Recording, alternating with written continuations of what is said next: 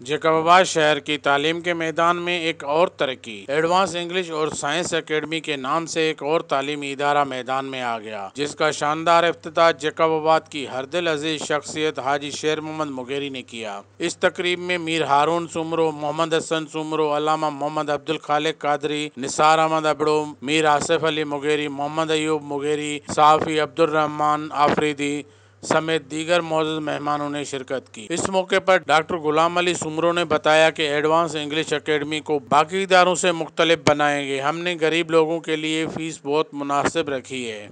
सरकारी इदारा भी आहिनि, सरकारी स्कूल भी हलन पिया, प्राइवेट स्कूल भी हलन पिया, लेकिन हिन इदारे जी अगर हिकड़ी साइड खां जेका ॻाल्हि मूंखे दिल के वणी उहा इहा हुई त ग़रीबन जे ॿार खे अधु फीस में या उन खां भी घटि फीस में या अञा मुफ़्त में चंद अहिड़ा शागिर्दनि जो हिस्सो रखियो आहे जेके उन्हनि ॿारनि खे जेके कारनि ते, मैकेनिक ते या साइकिलनि ते या मोटरसाइकिलनि ते जेके कमकार कंदा आहिनि, मज़ूरी कंदा आहिनि, उन्ही जी औलाद खे जेको आहे अची हिन अकेडमी में दाख़िल कंदासीं ऐं उनखे पढ़ाईंदासीं। घटि फीस मतिलबु जेको आहे बिल्कुलु मुनासिबु जेको फीस आहे, अगरि कंहिं वटि न आहे त उनखे फ्री ऑफ कॉस्ट में पढ़ाई जे लाइ उनखे अचो त इहो सुठी ॻाल्हि आहे। इंशाअल्लाह ॿारनि खे तरक़ी थींदी ऐं असांजे जैकबाबाद में नंढा जेके मासूम ॿार आहिनि उहे इंशाअल्लाह के मक़ाम ते पुॼंदा।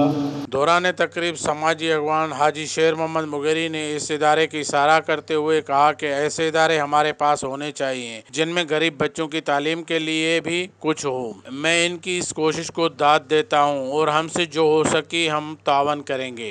राजा असगर सुमरो इन तमामु सुठो कमु कयो आहे हिते ॿारनि जे लाइ, ऐं अहिड़ा थियणु खपनि हर महलनि में ताकी ॿारनि खे वधि में वधि तालीम मिले, सुठी तालीम मिले।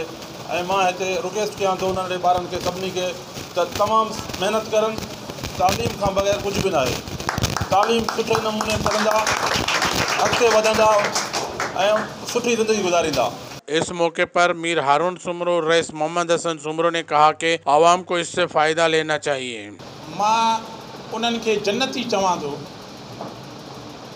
शायदि साईं अब्दुल खालिक साहब मुंहिंजी इन ॻाल्हि सां सहमत हुजनि त जेको तालीम जे मामले में मदद करे थो ऐं जेको तालीम मुफ़्त में ॾिए थो खुदारा, उहे बिल्कुलु जन्नती आहिनि।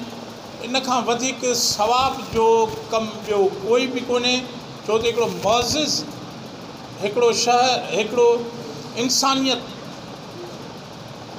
वारो दोस्त जेकॾहिं उन खे हिकिड़ो तालीम ऐं एजुकेशन अची थी वञे त इन खां वधीक ॿियो कोई भी एज़ाज़ ऐं डिग्री कोन्हे मुंहिंजी नज़र में।